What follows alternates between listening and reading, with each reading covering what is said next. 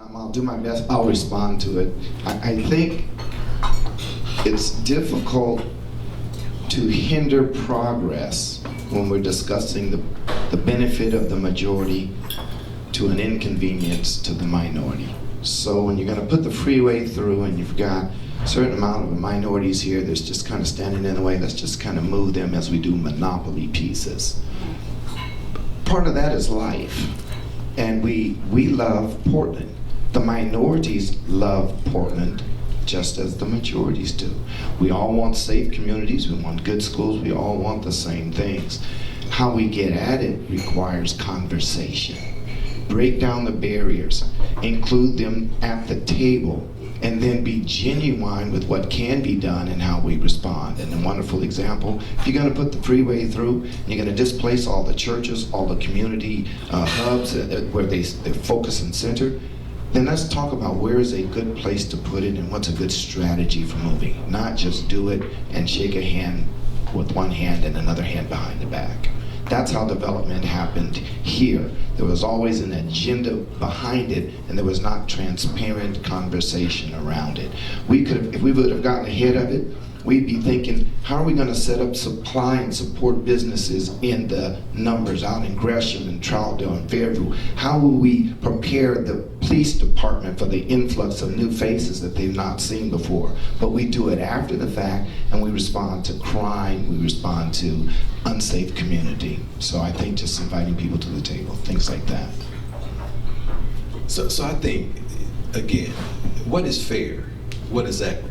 If we were going to do this and do it differently, somebody would have suggested in inner Northeast Portland, in and around our center, that we're getting ready to make some changes.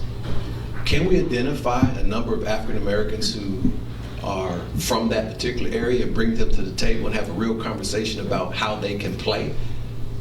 What that would mean, though, is that, quite frankly, it's going to be some white folks that say, that ain't fair.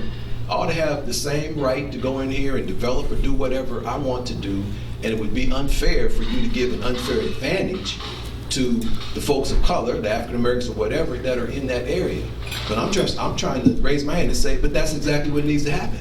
Because it's been unfair for decades. We're just trying to catch up.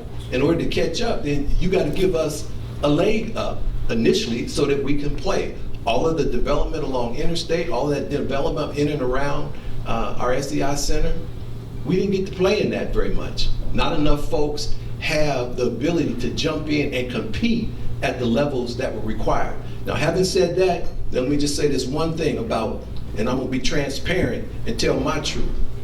Also, I believe that there's a number of African Americans, myself included, that didn't step up to the plate. Because there are some folks, in my opinion, that look like me, that were capable of pushing back on that kind of stuff and didn't.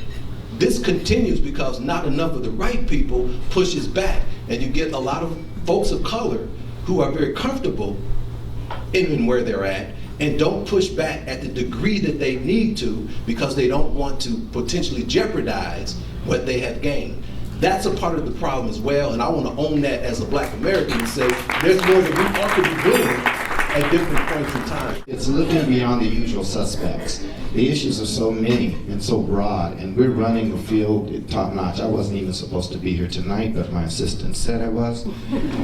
And generally what happens is they go to the same usual suspects and ask them to sit on a board and represent. And the African American community has far more than that, but it's about drilling deep and really having relationships and working until you find the right person, not just a person, to represent when you're talking about being at the table. Second part I'd like to say is sitting at the table, you're going to be inviting somebody that's going to ask you to think outside of the box. When I was pastoring that theater on 18th and Alberta, we cleaned up the neighborhood, got the crack addicts off the street and the other undesirables. But when we went to PDC and told them what we wanted to do is develop that and put the daycare center and the gymnasium and do all of that, they told us, sorry, the boundary ends on 15th and Alberta. So there's 3 blocks. We have a history of doing great. We could not develop it or take the time to go in and get the variance and run through all of that for them to do an exemption for us. We end up having to relocate our whole church another 5 miles east and sell the property so another developer can now put an Umpqua Bank, and you never know, our community community was there. So it's being able to work beyond the boundaries when you really invite somebody that sees beyond the boundaries. Thank you.